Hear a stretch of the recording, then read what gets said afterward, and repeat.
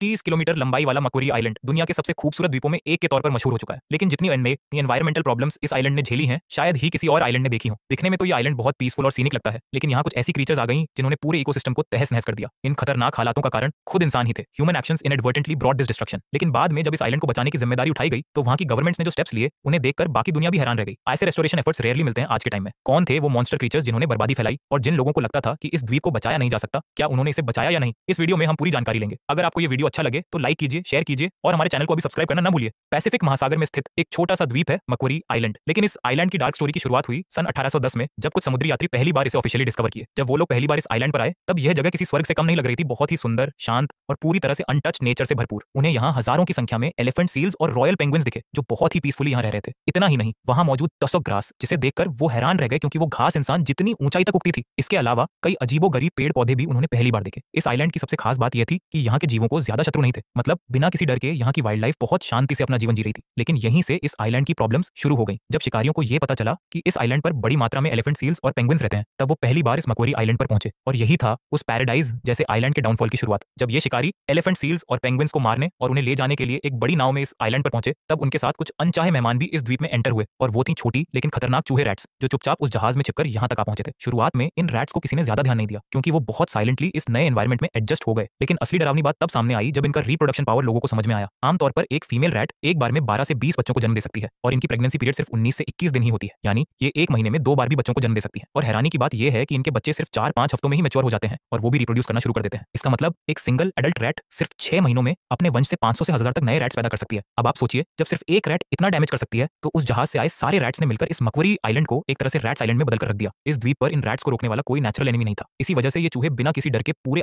Island में फैल गए। और फिर क्या, वहां के पक्षियों के अंडे, उनके बच्चे, पेड़ पौधे, फूल फल, जो कुछ भी इनकी नजरों में आया उसे खाते गए, और धीरे धीरे इस सुंदर द्वीप को तबाह करके रख दिया। जब इन समुद्री शिकारी लोगों ने देखा कि चारों तरफ सिर्फ और सिर्फ चूहे ही नजर आ रहे हैं, तब उन्होंने फैसला किया कि इन रैट्स को खत्म करना ही पड़ेगा। इस बार उन्होंने एक नया आइडिया अपनाया। उन्होंने कुछ बिल्लियों कैट्स को इस आइलैंड पर छोड़ दिया, ताकि वो इन चूहों को मारकर उनकी संख्या को कम कर सकें। लेकिन यहीं से मक्वारी के आइलैंड का दूसरा विनाश शुरू हो गया। इन शिकारी लोगों ने सोचा था कि ये बिल्लियां सारे रैट्स को खा जाएंगी और प्रॉब्लम खत्म हो जाएगी, लेकिन हुआ ठीक इसका उल्टा। इन बिल्लियों ने चूहों को मारने के बजाय आइलैंड पर मौजूद समुद्री पक्षियों पर हमला करना शुरू कर दिया, क्योंकि उनके लिए बर्ड्स को पकड़ना और खाना चूहों से कहीं ज्यादा आसान था। धीरे धीरे ये बिल्लियां हर उस पक्षी पर अटैक करने लगी जो उन्हें दिखा। हालत इतनी बिगड़ गई कि एक अनुमान के अनुसार ये बिल्लियां हर साल करीब 60,000 पक्षियों को मारकर खा गईं, यानी रोजाना लगभग 160 बर्ड्स। इस मैसिव किलिंग की वजह से इस आइलैंड की हालत बहुत ही खराब हो गई। खासकर पैराकीट नाम की एक पक्षी प्रजाति, जो कभी यहाँ बहुत खुशहाल जीवन जीती थी, वो पूरी तरह से एक्सटिंक्ट हो गई। इन बिल्लियों ने इस प्यारी सी प्रजाति को हमेशा के लिए मिटा दिया। यह वाकई में एक डरावनी और दुखद एनवायरमेंटल ट्रेजेडी बन गई। एक तरफ ये बिल्लियां रेयर बर्ड्स को खा रही थी, वहीं दूसरी ओर इन रैट्स को मारने वाला अब भी कोई नहीं था, और वो चूहे बिना किसी डर के अपनी संख्या दिन प्रतिदिन बढ़ाते गए। स्थिति यहाँ तक बिगड़ गई है कि इन चूहों की संख्या इतनी बढ़ गई है कि वे इन बिल्लियों से भी नहीं डरते। अब स्थिति यहाँ तक पहुंच